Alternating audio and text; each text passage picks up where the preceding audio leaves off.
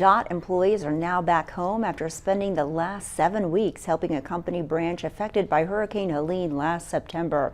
Employees across the country traveled to this DOT distribution center in Georgia immediately following the devastation. They helped with a number of needs, including cleanup and providing food and water to the employees there. The center is now back up and running again. Really, it was who was available and could really literally drop everything that they were doing and travel down there. So there was representation from all different DCs. Mount Sterling, we sent 2 or 3 groups of 5 folks from this distribution center.